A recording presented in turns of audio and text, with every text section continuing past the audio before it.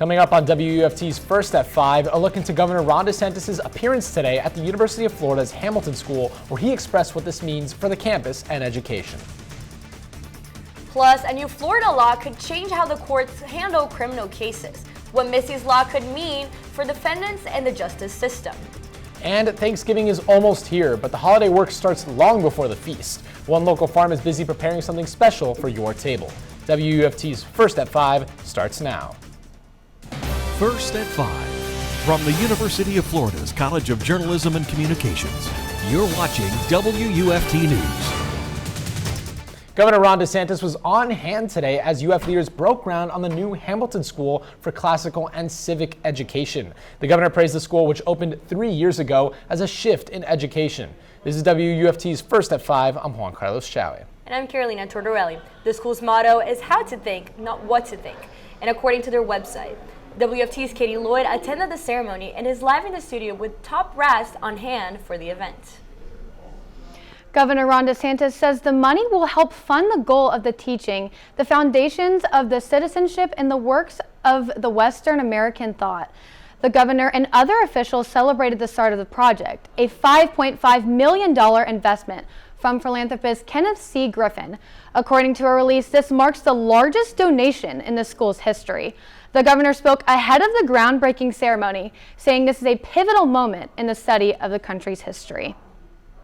The Hamilton School here at the University of Florida is the premier place for the study of Western civilization and the foundations of the United States of America. We first told you Tuesday, newly appointed Hamilton School Director Charles Kennedy left his 17-year post as the state Supreme Court Justice to be a part of this shift in education here at UF. His appointment begins in January, and the work being done at UF's infirmary is expected to be complete in fall of 2027. The governor says this bold investment into higher education will allow the school to turn their backs on modern academia and go back to the core of classical learning.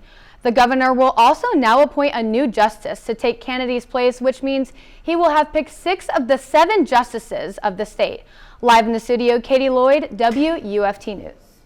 A new Florida bill proposes to keep people found guilty of, quote, a dangerous crime in custody, even if they're waiting to be sentenced or on further proceedings. It's called Missy's Law. It was filed by District 19 Florida Representative Sam Greco following the death of 5-year-old Melissa Moglian back in May. Alongside keeping convicts in custody, the bill also prohibits courts from granting bond or other forms of release. The only exceptions are in cases where the finding of guilt has been vacated, reversed, acquitted, or otherwise nullified. If passed, the law would go into effect at the start of July. Above average temperatures with dry conditions and lots of sunshine have continued across north central Florida over the past week. UF forecaster Matthew Clark is here to tell us if there is any end in sight to these dry conditions. Well, unfortunately, this drought is only going to get worse before it gets better. We have not seen rain over the past 7 days, and we're not forecasting really any rain over the next 7 days. So these dry conditions, this drought monitor gets updated every Thursday. So tomorrow, this drought monitor is going to expand most definitely as these dry conditions are going to continue. Moderate drought for much of Alachua County, Marion County, abnormally dry for this time of year, and up to our north, extreme levels of drought along with severe levels of drought. This is only going to expand as we head into tomorrow and maybe even further, so it's only going to get worse before it gets better. It's also been very warm outside. We have been well above average in terms of temperatures, almost 10 degrees above average. Currently, we're sitting at 82. We reached 84 degrees today. That is 9 degrees above average for this time of year. We can thank this high pressure system currently sitting over the southeast United States, really just pushing in warm and dry air into our area, really just suppressing any cloud activity, any rain activity. Very dry conditions. This evening, going to be another clear, mild evening, dry. Fog could be a problem waking up tomorrow morning. Now, coming up in a few, we could see our next cold front moving its way through the nation. I'll have what you need to know about that coming up in a few. Thanks, Matthew. Deputies are saying there is no threat to students or faculty after a lockdown at Hawthorne High School this morning. Students reported seeing a man they believed was a student on campus with a gun. Alachua County deputies found the person was a bank pickup carrier, and there was no threat to the community at any point. The sheriff's office is reminding its community members to download their alert app to keep families prepared in moments of concern. And a Lake City man is facing multiple charges after police say he drove into Summers Elementary School's front gate. Officers say they found him under the influence inside his truck with an empty beer pack on hand. He was arrested and taken to the Columbia County Jail. Now covering Marion County, 2 residential roads are now open after Ocala's fire rescue contained back-to-back gas leaks near Publix at Churchill Square. Both were contained shortly after the residential line was punctured, according to Ocala Fire Rescue Public Information Officer. On your screen coming up is the picture of the first gas leak on Southeast 18th Street. The second was on Southeast 11th Avenue. A 40-year-old man is dead after a pickup truck lost control early this morning on Southeast 137th Avenue in Marion County. Troopers say the truck missed a turn, hit a lot of trees, and overturned. The driver and other passenger, both 20 years old, were treated for minor injuries. New improvements are coming to the streets of Marion County. With the approval of a new agreement with FDOT, the county advances another stage of the ongoing infrastructure improvement program. Now, if you take a look at your screen, you can see Interstate 75 near Northwest 49th Street, where the Divergent Diamond Interchange project is now moving to the construction phase. County officials say this project is a key component of their strategy to improve transportation efficiency and safety. Some of the scope of the work includes roadway geometry and drainage, multimodal infrastructure, and a welcome gate. It is funded in part by Marion County's penny sales tax. Alachua County Public Schools are asking for your help to improve the education throughout our community. ACPS is developing a long-term school planning strategy to focus on critical issues such as enrollment, school capacity, transportation, and educational programs. Families, students, educators, and community members are being asked to help create the final plan. Anyone is welcome to join one or more of the following sessions on your screen. They start on December 4th and end on the 18th. Ahead, when First at 5 returns, a staple of your Thanksgiving feast could come directly from a North Central Florida farm. Stay tuned, because coming up after the next 2 breaks, we take you to Suwannee County to see the way the breed of turkey with historical ties is prepared for your Thanksgiving dinner. You're watching WUFT-TV News. It's been a whirlwind 24 hours for the Jeffrey Epstein investigation, and now the Congress-passed bill to release those files is landing on President Trump's desk today. The president has already said he would review and sign the bill as soon as it comes to him. And as Julie Sturgeon reports, this ending comes after months of resistance from the president and other Republican leaders. The Epstein transparency bill is in President Trump's hands now. Under the previous order, the bill is considered read 3 times and passed, and the motion to reconsider is considered. The bill raced through Congress yesterday after months of resistance from the White House. It's expected to force the Department of Justice to release all its documents on sex offender Jeffrey Epstein. Now the president just needs to sign it into law, which White House officials say he will do today at some point. House Speaker Mike Johnson not happy that this version made it to the president. It needed amendments. I just spoke to the president about that. We'll see what happens. Once the Epstein Act is law, the Justice Department will have 30 days to make all files public. Attorney General Pam Bondi saying today the DOJ wants maximum transparency. We have released over 33,000 Epstein documents to the Hill, and we'll continue to follow the law. So what files will be released? Well, victims' names will be redacted, and any documents dealing with an open investigation may be held back, which could include the new inquiries that began last week after President Trump directed Bondi to look into prominent Democrats. New information, additional information, and again, we will continue to follow the law, to investigate any leads. But that's a contradiction from last summer when Bondi wrote that a review of the files found no new information. President Trump has not been accused of any wrongdoing related to Epstein, but in documents and emails released by the House Oversight Committee, Epstein discusses the president and claims Trump knew about the girls. Congressman Thomas Massie, he's one of the leaders behind the bipartisan Epstein Transparency Act. He told me he believes the Department of Justice may use ongoing investigations to keep them from releasing some of those Epstein files. In Washington, Julie Sturgeon, NBC News. Not much is going to change over the next 7 days, but beyond that, as we head in towards Thanksgiving, we could be seeing our next major cold front. I'll have more on that coming up after the break. You're watching WUFT-TV News. Turkey is the main dish for many family Thanksgiving meals, but the turkeys we eat today are not the traditional turkeys the Pilgrims ate. Our reporter Isabela Reinoso brings us a story about a family of farmers that raised the turkeys that started the tradition. Thanksgiving starts right here with the farmers. Long before a turkey ever reaches your table, they're out here, feeding them, watching their health, and guiding them from hatch to harvest. Their work is an important part of what keeps this Thanksgiving tradition alive. She called me one day and she's like, hey, I found some turkeys. Tell me we don't need them. I was like, we need them. As Thanksgiving gets closer, one local family-owned farm is busy preparing birds that are a little different than the ones you find in the store. These are heritage bourbon red turkeys, a breed that's been in the United States for the last 300 years, according to the Livestock Conservancy. They're sweet, they're fun, they gobble all the time, which is hilarious. But behind that gobble is months of work. It's not just, 6 months from I have a turkey to eating it. It's actually a closer to 9-month process. Once I have a hen that's a year old and fully mature and ready to lay eggs. But for this family, raising heritage turkeys is about something bigger than business.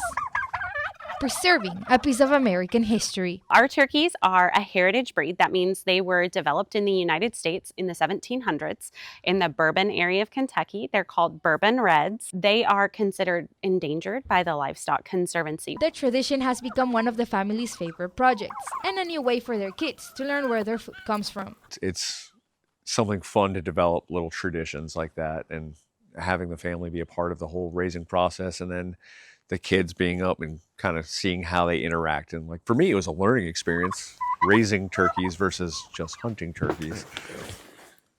And as supply chain concerns continue nationwide, the farmers say supporting local growers protects more than traditions. It protects communities. If for some reason, some sort of natural disaster were to interrupt your food supply chain, you need to have farmers available locally to you, and that doesn't happen unless you support them. It's the work of these local farmers that keeps the tradition alive. From Suwannee County, Isabela Reinoso, WUFT News. Joining us now at the desk, we have WUFT forecaster Matthew Clark. Matthew, I gotta say, I really missed the cold weather we had maybe last week or a couple weeks ago. Last week it feels like cold. forever at this point. I can't say I do, but Matthew, please tell us what we can expect coming up. Well, good news for you. Lots of warm weather still over the next 7 days, but we may have a cold front move its way through as we head in towards the back half of Thanksgiving break. So Thanksgiving, Black Friday, we could be watching a major cold front move its way through the nation. Timing still going to be ironed out, but one thing that is for certain is warm temperatures across north central Florida for the next week. Currently still 82 degrees. Gorgeous sunset setting up outside. There are a few fair weather clouds out there currently, so we could see some pinks and oranges once that sun sets below the horizon. This evening going to be pretty mild again. We did almost reach a record high here for this day in Gainesville today. That record high is 88. We reached 84 degrees. That is 10 degrees above average for this time of year. That is very warm for November, and that warm-up trend is going to continue. Now, we're not going to warm up too much more, but we're going to stay warm over the next 7 days. Lots of warm temperatures, lots of sunshine, and dry conditions are going to continue, and that leads to drought conditions across north central Florida. This drought monitor map gets updated every Thursday, so this time tomorrow there will be a new map out, and I can definitely tell you that drought is going to continue to expand. We have not seen rain over the past week, and we're not forecasting really any rain over the next 7 days. Currently, moderate drought for Alachua County, moderately dry for Marion County and up to our north and parts of Suwannee, Columbia, and Union County. Severe drought conditions, and even further to the north in northern Suwannee and northern Columbia County, extreme levels of drought. Definitely something to monitor. It's going to get worse before that drought continues to get better. Temperatures as it stands outside, 82 currently, 81 in Ocala. For the most part, we're still pretty warm, and that's thanks to a high pressure system currently sitting over the southeast United States, really just keeping us warm and dry for lots of us across the southeast United States, not just here in north central Florida. Another moderate evening setting up, clear skies, temperatures not going to be too terrible. Tomorrow we'll be waking up in the lower 50s, could be a little bit of a cool start. Dense fog is something to note for tomorrow morning on your commute out to work or dropping the kids off to school. 85 as tomorrow's high. Again, 11 degrees above normal for this time of year. Futurecast shows this high pressure system hanging around our area as we head in through the end of the week. There is a front that's going to start to move its way down in towards our area as we head into Saturday, bringing the Panhandle some much needed rain, but not nearly enough rain to clear the drought.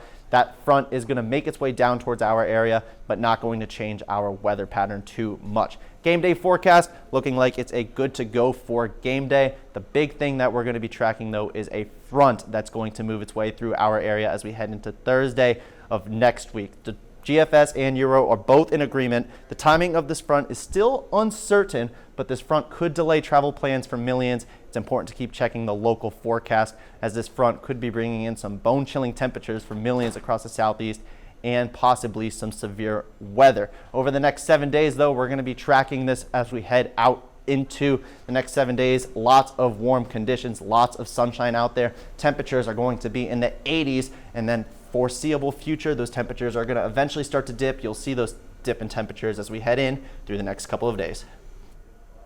Coming up in sports, Florida football still can't seem to catch a break. It has just been announced that a leading defensive player will have surgery this week. Find out more about this timeline for return after the break. You're watching WUFT-TV News. Welcome to sports. I'm Hannah Getman. We start today with some breaking Gators football news. According to reports Wednesday afternoon, edge rusher George Gumps Jr. will have surgery this week on his right knee. The redshirt senior leads the Gators in tackles for loss and is second on the team in sacks. Despite the late season surgery, multiple reports indicate that Gumps is out for this week's game, but might be able to play in the team's final game against Florida State. But we won't know what his status will be for the finale until next week. In positive news for Gators football fans, the Gates of the Swamp will finally be reopened this weekend as Florida hosts Tennessee. While the field will be a familiar sight for the Gators on Saturday, there's still a lot of uncertainty surrounding the future of the program. Interim head coach Billy Gonzalez says he wants his team focused on the here and now. Don't look back at the past. Don't look forward for the future. Be present where we're at right now. And every day we go out on the practice field, it's an opportunity for us to get better and compete. The Gators enter the rivalry matchup at 3-7 on the year, while the number 20 Volunteers are 7-3. Florida has not lost a home game to Tennessee since 2003, owning a 10 straight home wins in the series. We'll see if history can prevail on Saturday. Kickoff in the Swamp is at 7:30 p.m. Still with the Gators, as rumors continue to swirl about Lane Kiffin coming to Florida, the Ole Miss coach denies reports that he's been given an ultimatum. Numerous outlets reported on Monday that Kiffin had been told by Ole Miss he had until the Egg Bowl to decide on whether or not he was staying. Tuesday on the Pat McAfee Show, he addressed these rumors. Ole Miss has told you, we need an answer. Is that true? And how are you handling it all with the team with what's currently taking place? Yeah, that's absolutely not true. There's been no ultimatum, anything like that at all. And so I don't know where that came from, like a lot of stuff that comes out there. Kiffin's name is not the only one being considered for the Florida job. Wednesday afternoon, On3 reported that Tulane coach John Summerall was set to visit campus Thursday to interview for the vacancy. But then late this afternoon, they reported that the meeting was canceled. Summerall is 8-2 this season and has the Green Wave inside the top 25 of the college football playoff rankings. Shifting gears from the gridiron, Gator Motorsports is in the middle of manufacturing this year's competition car. WUFT's Michael Tubbs has more on their car building process. Every year, students build a new car for the Formula Society of Automotive Engineers Design Competition. In 2025, Gator Motorsports placed 25th in the electric competition for EVs out of over 100 schools. They begin designing their car in the summer and finalize it in mid-October. Manufacturing starts and continues until the beginning of the new year, though this can't be done without financial support from sponsors. We also sometimes request for money because building a car like this takes a lot of resources, takes a lot of time, and if we can have resources that are sponsored, it significantly helps us to accomplish this goal of building a car. Gator Motorsports is in the manufacturing stage of its year-long season. There are only two types of manufacturing that they do: manual, which is when parts are made by hand, and computer numerical control, which is when parts are made with computers. Looking to the future is their development operations team, who plan how to approach rule changes. Change that's upcoming is an autonomous vehicle, so no driver at all, which scares a lot of us, but that is something we are actively thinking about actively looking towards while also still focusing on this year. The team will start testing the car in February until the competition in June. Michael Tubbs, WUFT News. Finally, both men's and women's tennis have players competing in the NCAA championships this week. Play began Tuesday and continues through Sunday. That's it for sports. I'm Hannah Getman. We'll have a final look at weather after the break. Hannah, we are so happy to have you with us during this last part of the segment. I gotta ask you though, since you're here, what do you prefer, warm or cold weather when you're watching a football game? I'd say warm enough that I'm enjoying it, but not too cold so that I'm, freezing. In the stands. Yeah. I'm totally with you. I really hope there's some sunshine, but it's not too hot. Tell us, Matt, please. The afternoon, it'll be warm, unfortunately, but once that sun sets, it could get a little bit chilly. Mild night times, warm afternoons, and that's going to be the trend really for the next 7 days. Lots of sunshine, warm conditions, dry conditions. Drought is only going to continue to worsen before it gets better. But then we're going to be tracking a late week cold front next week this time, so something to be mindful of. Thanks, Matthew, and thanks for joining us. Have a good night.